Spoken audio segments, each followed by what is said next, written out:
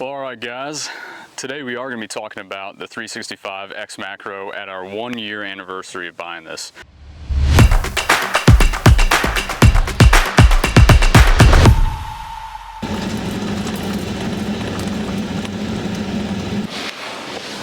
Well, what's happening, guys? It has been a while since I've jumped on YouTube and made a video, so sorry for that. It's been roughly 4.5, 5 months, maybe 4 months, I don't know, something like that, since I've actually made a video and put it on YouTube. A lot of stuff with the business going on. We moved recently out to this property, which is awesome. I have the opportunity to make a lot more videos out here, so that's a good thing. Hopefully that'll come around. But I figured I'd kick off the new series of videos with a beer, gear, and guns video. So that's what we're doing now. Today, we're gonna be talking about my 1-year review of the SIG 365 X macro as a everyday carry, because that's what I use on my everyday carry. Absolutely love the gun. There are a few things that I'll mention in the video that are mainly my issue, but just to keep in mind as far as like cons. So I'll go through all the benefits, all the cons, and we're gonna do some shooting. I don't have a lot of ammo as far as target loads right now. Need to refresh on that, but got a little bit. So we're gonna go ahead and shoot the rest of these out here on the property and see how it goes, and I'll chat with you guys in a few. See ya.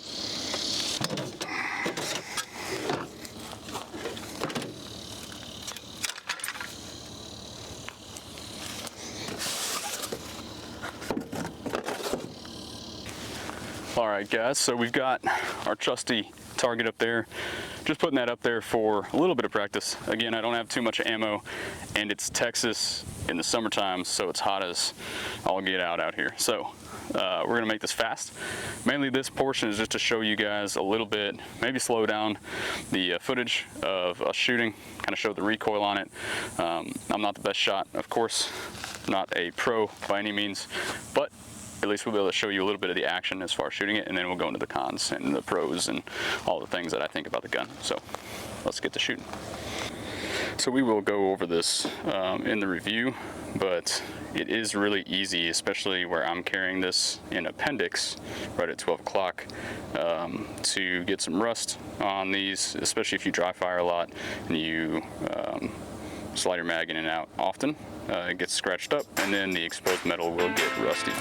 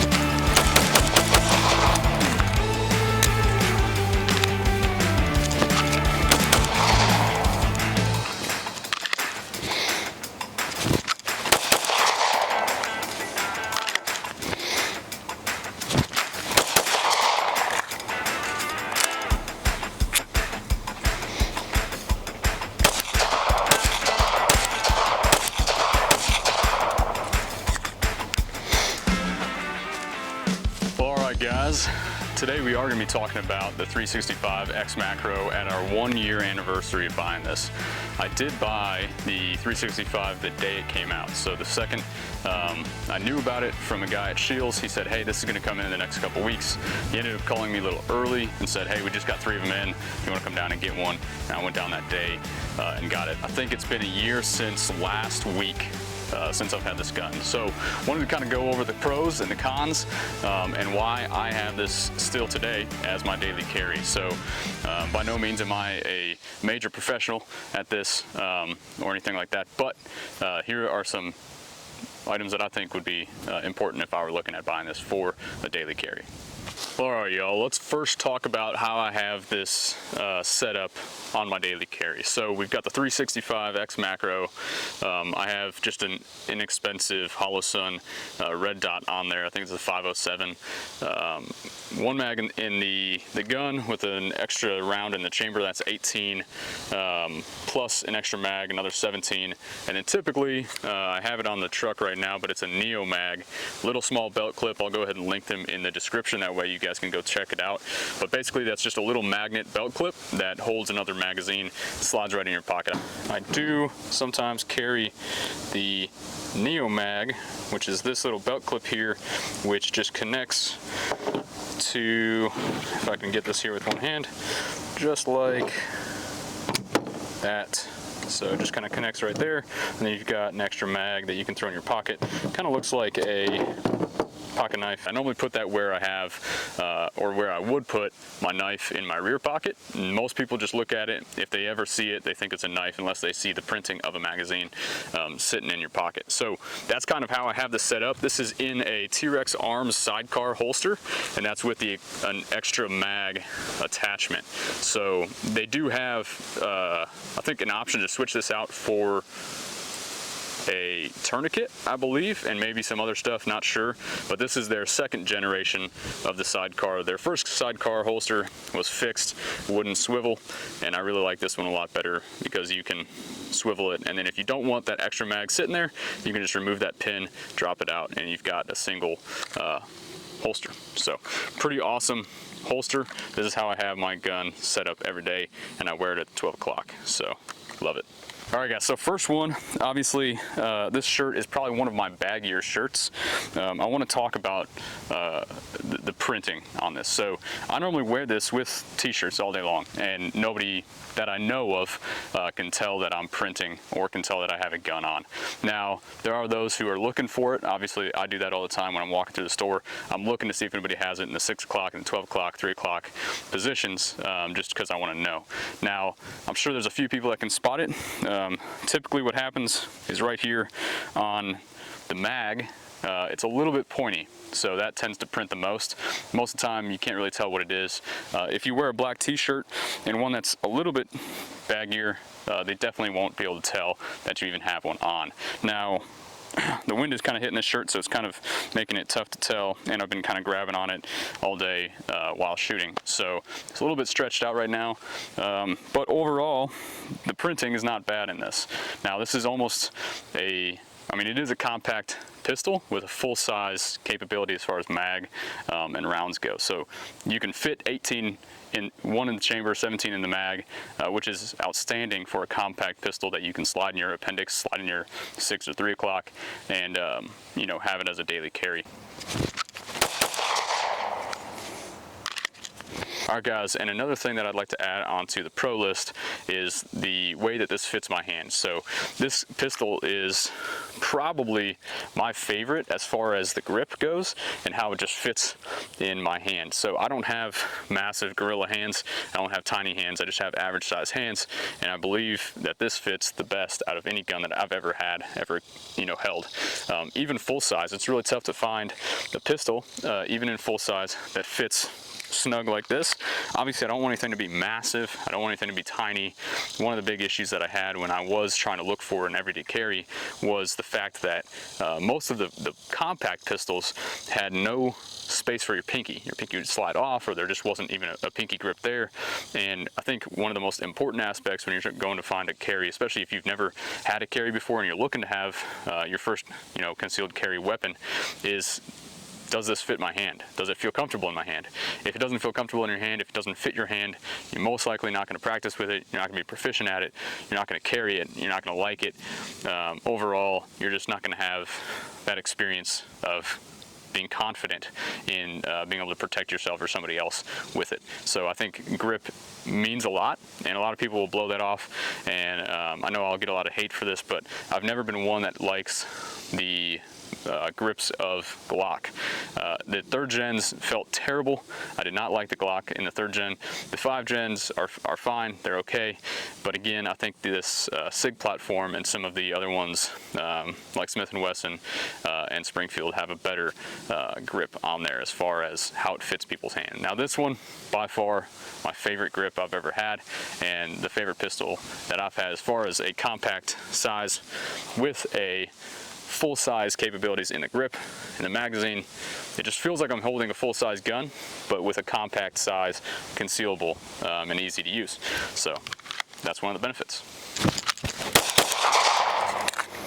Another pro to this gun is how comfortable this gun is to wear. I maybe have noticed it the first couple days, maybe first week of wearing it, but after that, it just becomes part of your everyday lifestyle. You throw, your phone in your pocket, your keys on your belt, and your gun and your flashlight, knife, whatever you have as your EDC, typical things that you throw on.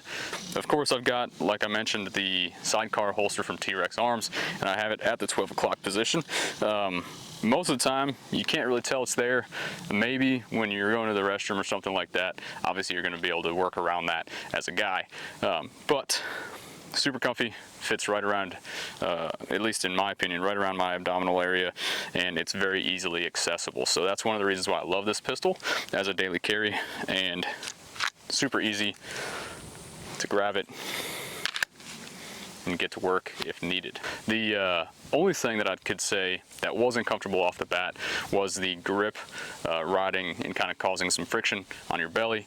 But again, if you carry pistols for any amount of time at the 12 o'clock or the 6 o'clock or wherever you carry it, you're gonna go through that issue. It's like putting on a new pair of boots, right? You just get used to it over time.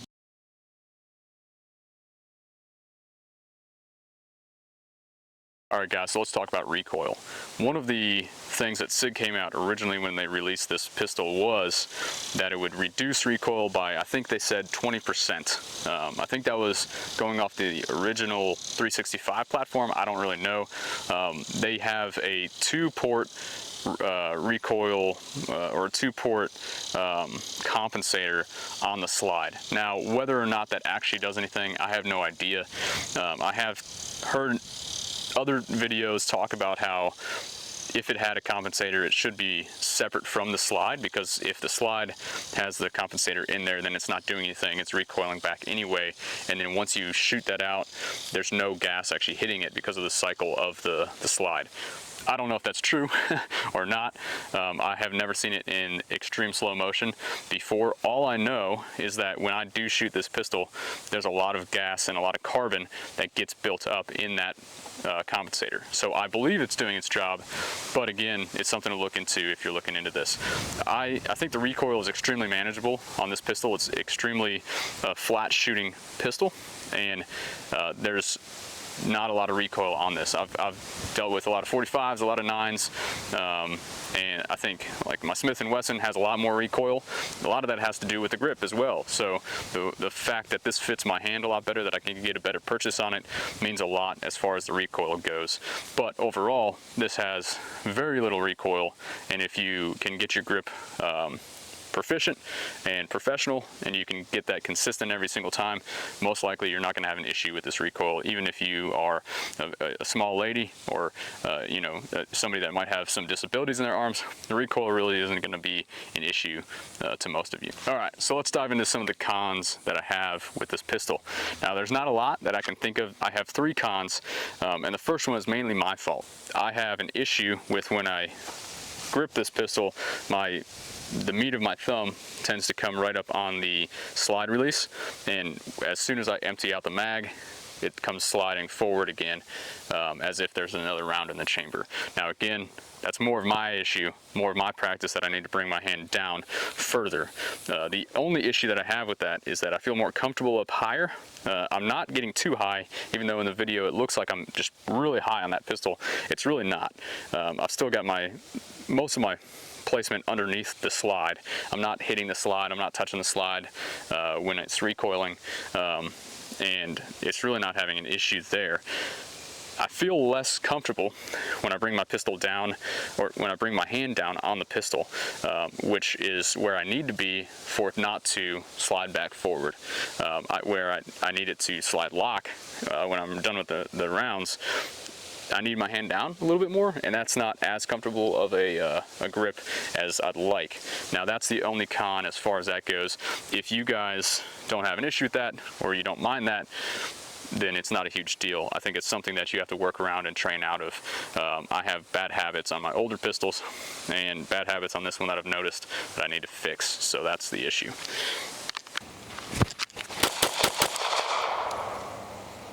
And see, I don't know, yeah, see, that's exactly example A of what I'm doing wrong. You know, I emptied out 4 rounds and then it slid forward again, and I was holding it too high. So that's a perfect example of what we were just talking about, where I need to adjust my grip a little bit lower and not so high. So easy to do, but yep. All right, another issue that I've found, and a lot of people, I've seen a lot of videos that complain about this. I'm not complaining too much on this. This isn't a massive issue for me. I do think that there are ways around this. I just don't clean my guns as often, or I don't clean my daily carry every single day. So I get a bunch of sweat dropping down into the holster and all that kind of stuff, which tends to cause a lot of rust on these metal magazines. Now if you're like me and you dry fire a lot, you're constantly sliding this in and sliding it out, and you're getting scratches all over these mags. Now that'll cause obviously wear and tear, which then causes all the rust on the mags. Now I oil this thing up, and even when I oil it up, it'll still kind of rust. Like right now it's a little bit rusty. It's not too bad, but typically if you oil it up and you keep it clean, the magazines won't rust that bad. Again, this is over a year period. I've had the same magazines, and there's a little bit of rust on them, but not anything crazy. I've got one spot that has been exposed to, you know, kind of some pitting and things like that, but overall it's just surface rust. You can wipe it right off and it'll be fine. But yeah, just something to think about when you start looking at these magazines. They're $69, $59 a piece, something like that. So if you start buying up a whole bunch of them, then it could be expensive fast. All right, now of course this next issue, or this next con, really is not a massive deal, but to me it could be if you obviously want to trust your gun for reliability over a long period of time. Now I've been carrying this for a year. I try to carry one in the chamber all the time, and it scares the crap out of me, because I know the issues that SIG has with their 320, which a lot of people like to argue that's not an issue, or it is an issue. There's a big battle going on right now as to why that's happening with a lot of their 320s. I have a 320, I have their X5 Legion, and I've obviously never had that happen, or else I probably would have gotten rid of the gun. But there's a lot of videos out there, especially that most recent one where the cop is bending over, and obviously you can see his 320 you know, discharges by accident, and I don't know what that had, you know, if that had been super dirty, or if there was something inside of his holster that he didn't know when he holstered it, or something that finally worked its way into the trigger and shot. I know that if you don't have the right holster, oftentimes you can have these misfires happen, especially on the range as you're holstering and deholstering this gun. You know, you can get your shirt caught up in it and pull on it, and it can shoot, all those kinds of things.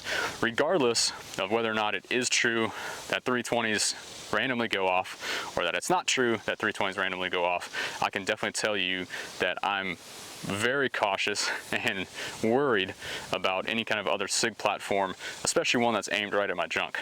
So especially when I'm driving in the car, long road trips or things like that, I will have this at my 12 o'clock, and obviously it's aimed directly at my abdomen. If it were to go off, it would be basically the end. And if it wasn't the end, I would want it to be the end. Obviously, every guy would understand that. So something to keep in mind, it's an issue if you have it in the 6 o'clock or the 3 o'clock or wherever it is. You obviously don't want to shoot yourself due to the negligence of the gun or you know, an issue with the firearm that goes off. My con on this is the fact that this gun is a brand new platform. It's, yes, been under the 365 name and been kind of proven under the 365 platforms, but it's kind of a new platform as far as the 365X macro. Now, I don't know the science behind all of it. I don't know how much different that is from the original 365. All I know is that it's only been out for a year now, and it hasn't had a lot of issues, no manufacturer issues so far that I know of, but there's still a lot of time for those issues to come into effect with some use of these guns, if they are. So it's just something to be cautious about. SIG is a great manufacturer. Absolutely love all my SIG guns, but it's just something to keep in mind. If you want something to be reliable and you don't have to worry about it going off in your pants, maybe that's a con on your list. So just something to think about as you're looking at these guns to buy. Now, one of the issues that I don't have, but a lot of people complain about with this gun, is loading that 17th round into the mag. Now, I don't think it's all that tough. You just got to push down with some pressure, put it in there. A lot of people have an issue with that. Now, of course, as the mags get a little older and you use them more, it'll probably be easier to do than right out of the package. I think when I first got it, it was a little bit tough, but it wasn't impossible. Now, I was watching a video and a guy mentioned, like, how are you supposed to reload this when you're in a situation? And my answer is you're not. Just carry enough mags. I normally carry 3 on me typically. So you've got 17 times 3, and then 18 times 3, or I guess it would be 17 times 3 plus 1 in the chamber. But I think that's, if I understand that in a major gunfight, that might not be enough ammo, but for most situations that are domestic in the civilian life, that's plenty. And if it's not, then you should be getting out of that situation anyway. All right, y'all. So this is kind of how I wear it in the vehicle with me. So normally my phone's not in my pocket. All right. So whether or not I'm driving long distances, you can't really even tell it's there. But a lot of times I'll either take the shirt and I will tuck it behind the gun like that, or I'll wear it just on the outside, so when I am driving I can put my seatbelt on and it's accessible. So obviously the chest mount's kind of in the way, but now if I need it, right,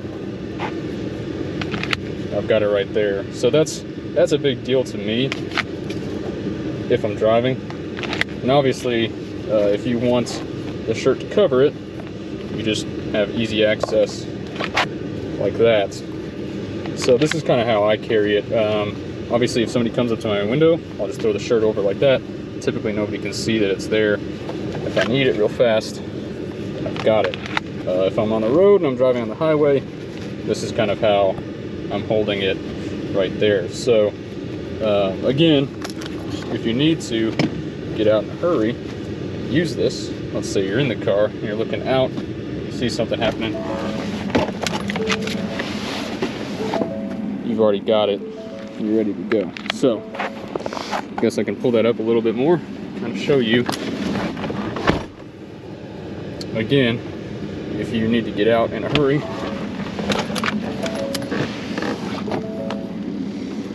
you've got it. So, but if you guys have any tips or tricks as far as how you carry your pistol in your truck, go ahead and drop that in the comments below. I'd like to know what you guys think as far as carrying this in the truck and having it easily accessible. So let me know. Well, what's up guys? So it is a couple days later and I realized I never filmed an outro to this video, so that's what I'm doing right now. Just wanted to make sure that I came on here and asked if you guys have any questions. Please drop it in the comments. Let me know if you've got any specific questions about the gun or the holster or the setup or whatever. Ask those questions down below and I'll try to get them answered. If you want a specific video on something that I missed, I can make that, so just let me know. And then if you guys have this gun or you have heard things about it, please also comment that down below, whether you like it, dislike it, whatever. I always appreciate people making comments and drawing discussion so that we can keep the video going and discussion going. So let me know what you guys think. Appreciate you watching. Catch you on the next one.